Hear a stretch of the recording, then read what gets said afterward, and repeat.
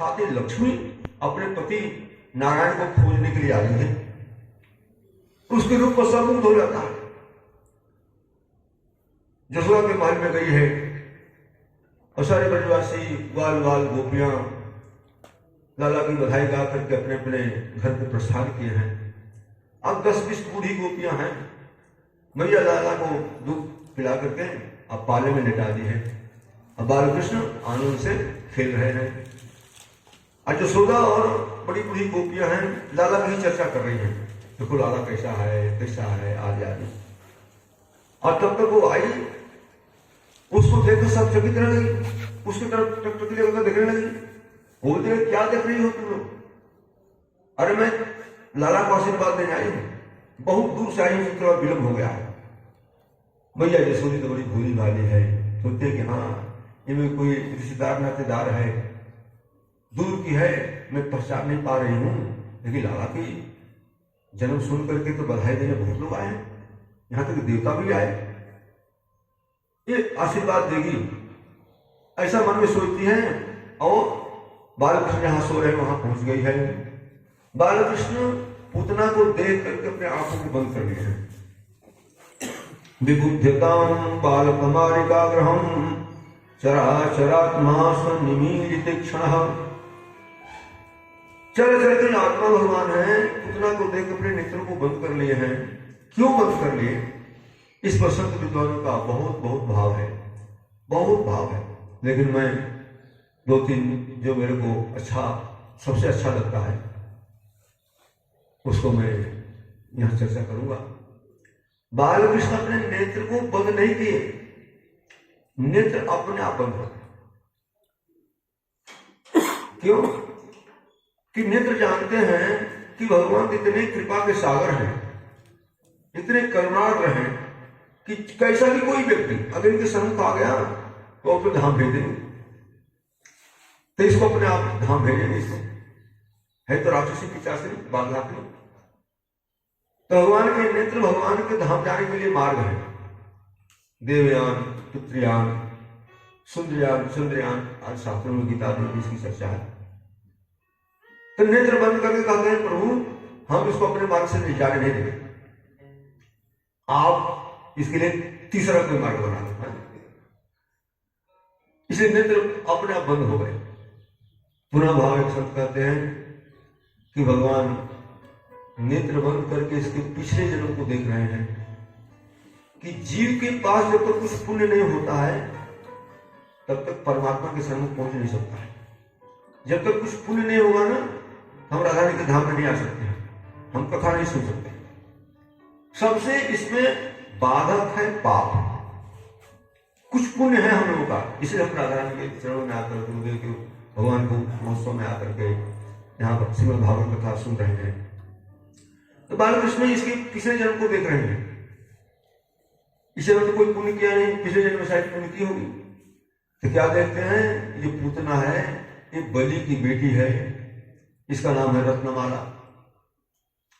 जब 52 बन के भगवान को पहुंचे हैं तो 52 तो बने हैं, लेकिन सुंदर तीव्र सुंदर, बहुत सुंदर लग रहे हैं। रत्नमाला जब बलि की बेटी 52 भगवान को देखती है तो इसके हृदय में बात से नहीं बढ़ा, कहने को हो कितना सुंदर बालक है, अगर मेरा बस चलता तो इसको अपनी गोदी में लेकर के अपने स्तनों का दूध पान कराती।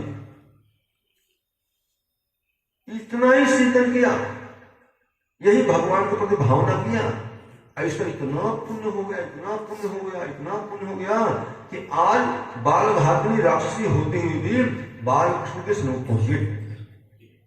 सज्जनों, दान पुण्य की, दान जो हम देते हैं, कुछ करते हैं, उसका पुण्य होता है, लेकिन बहुत कम होता है। भगवान के प्रति हम लोग भाव रखते हैं, यहां तक कि बिना भाव का अगर दान पुण्य सत्कर्म करते हैं तो उसका नाम मात्र फल होगा। अब भाव का बहुत फल है, भगवान तो भाव के भूखे हैं, कहते हैं इसको कम फल। बोले भक्तवत्सल भगवान की जय। इतना ही भाव कर दिया कि हम बालक जो है गोदी में लेकर अपने स्तन का दूध पिलाती, और इसी का इतना पुण्य हुआ आज बाल कृष्ण के सम्मुख पहुंच गई। कहूं राक्षसी क्यों हो गई? तो राक्षसी इसलिए हो गई कि जब भगवान संकल्प लिए अब बाहों से विराट बन गए, है तो बाप की बेटी ना, बेटी ऐसी होती है कि बाप को कभी दुखी नहीं देखना चाहती है, कभी उदास नहीं देखना चाहती है। अपने पिता बलि को बंधन में देखा तो उसको क्रोध आ गया, अरे ये बालक तो ऐसा है कि सब कुछ ले लिया मेरे पिता का, अब बंधन में डाल दिया, अरे मेरा बच्चा था कि इसको जहर देकर मार डालती। इसी भाव से वो राक्षसी हो गई, और उसी भावना से आज कालकूट अपने स्तर में जहर लगा करके अब बालकृष्ण को मारने आई है। तो बालकृष्ण आंख बंद करके इसी के पिछले जन्म को देखते हैं। पुनः एक भाव और दे दो, भाव तो बहुत है। आंख बंद करके बालकृष्ण भोले बाबा को बुला रहे हैं, महाराज यहाँ तो मैं आया माखन मिश्री खाने के लिए, यहाँ पहले ग्रास में हमको 20 पीने को मिल रहा है, 20 पीने की आदत मेरी नहीं है, 20 आप पीने वाले हो, इसलिए आओ आओ और आप 20 इसका पियो और मैं तो इसका दूध पीऊंगा।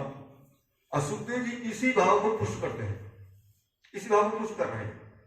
गाढ़म कराभ्याम भगवान प्रपीड्य तत् प्राणै समम रोष समन्वितो पिबत।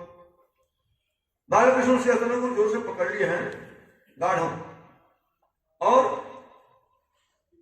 प्राणै समय रोष समन्वितो पिबत। रोष समन्वितो, रोष के देवता है भगवान शंकर रुद्र, माने रोष रुद्र के सहित भगवान शंकर के सहित उसका दूध पान कर रहे हैं।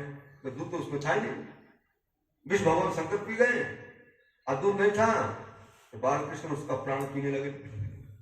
अब प्राण पीने लगे तो चिल्लाने लगे, बड़ा दर्द हुआ उसको, बड़ा हाथ दर्द होने लगा। अब चिल्लाने लगी, छोड़ दे सामुन चालमिति प्रभाषणी निष्पीड्यमानाखिल जीव मरमरी, छोड़ दे। बालकृष्ण बोले कि मासी मेरा एक स्वभाव है, मेरी आदत है, जल्दी किसी को पकड़ता नहीं हूं, अब पकड़ता हूं तो छोड़ता नहीं, अब तुमको पकड़ लिया हूं तो छोड़ूंगा नहीं, तुम्हारा कल्याण करके रहूंगा। देखो हमारे कर्मकांड में 9 ग्रह है ना, रोज 9 ग्रहों की पूजा होती है, या कहीं पूजा होती है, 9 ग्रह की पूजा होती है।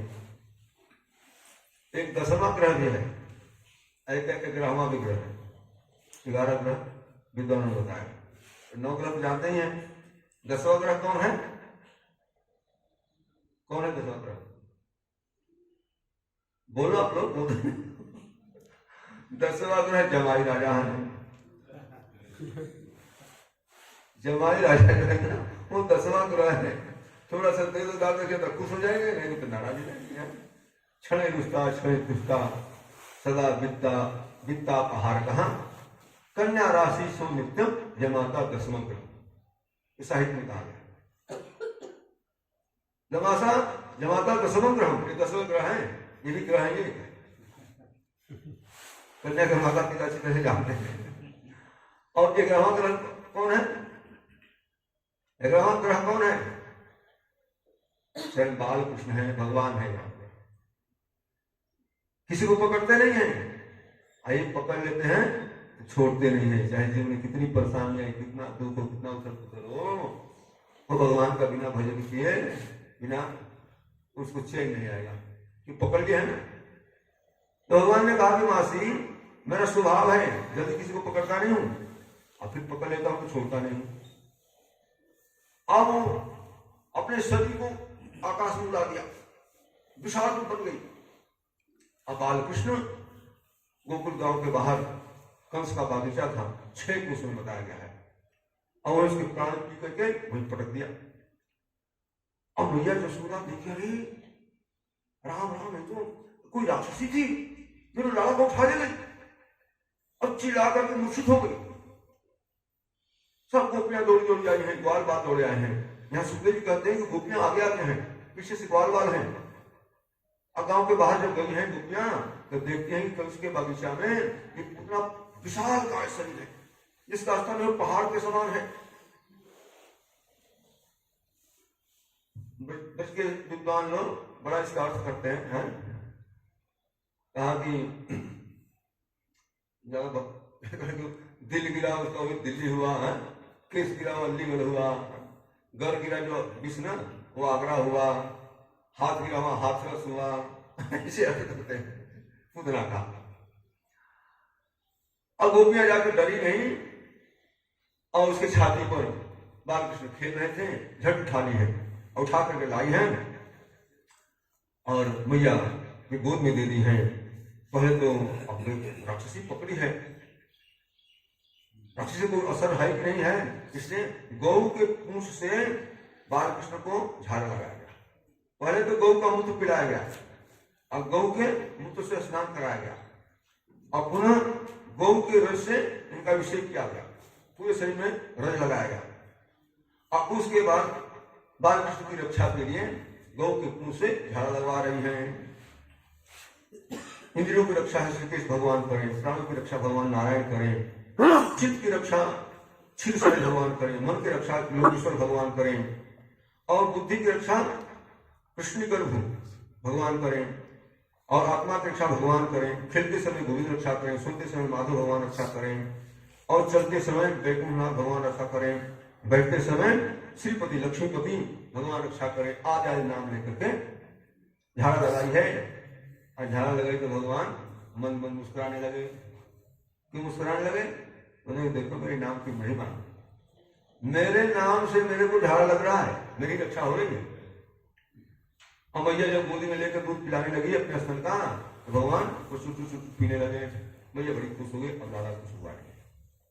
भक्तों ने कहा कि हे प्रभु, अच्छी तरह से जान गए आप सारे संसार की रक्षा करते हो, लेकिन आपकी रक्षा तो आपका नाम करता है, इसलिए हम तो आपके नाम को ही पकड़ेंगे, आपको नाम को ही लेंगे। इसलिए भक्त भगवान के नाम को लेते हैं। देखो बाल धातु पूतना को जो मारने के विचार से अपने स्तन में हलाहल जहर मिलाकर लाई थी, उसको भगवान मां की गति दिए हैं।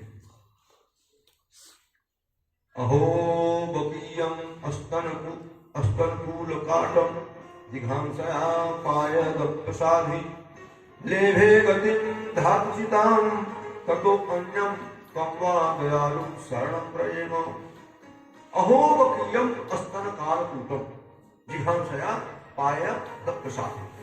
अहो माने आश्चर्य की बात है, बकीय माने बकी, बकासुर की बहन जो है, वो भगवान बालकृष्ण को मारने के लिए आई थी, लेकिन भगवान ने उसको धाय की गति दी। ये वेदव्यास का शब्द है, तीसरे शब्द है। लेकिन पूज्यपाद गोस्वामी तुलसीदास महाराज सीधे कभी मां की गति दी।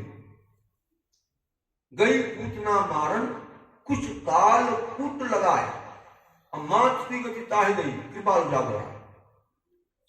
मात की गति ताहि गई, जो गति यशोदा को, देवी को, कौशल्या को हुई, वही गति पूतना को हुई।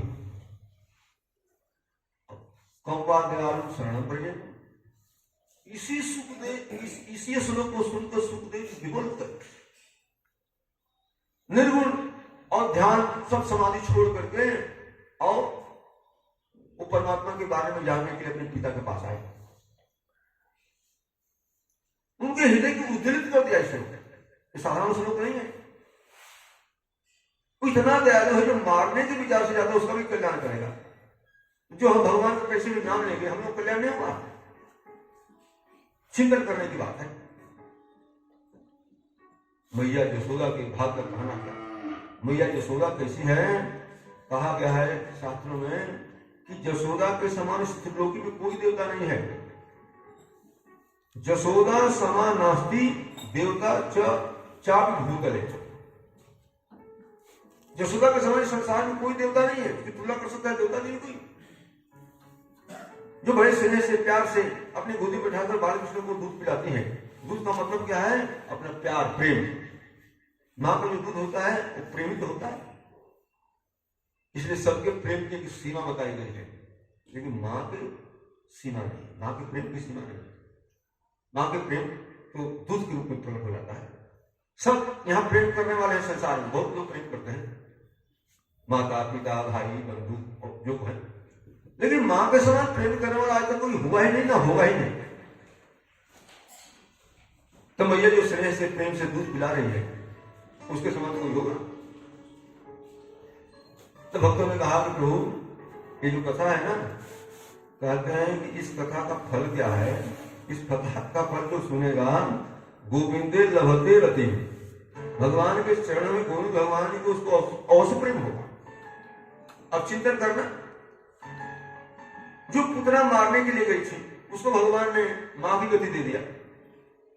कंस रावण राक्षस भगवान से बैर करते थे, उनको भगवान ने मुक्त कर दिया। हम लोग को भगवान कल्याण नहीं करेंगे? अवश्य करेंगे। ये तो सोचने की बात ही नहीं है। भगवान के नाम की बड़ी महिमा है सज्जनों। भगवान के नाम भगवान की रक्षा करता है। तो गोविंदा गोपाला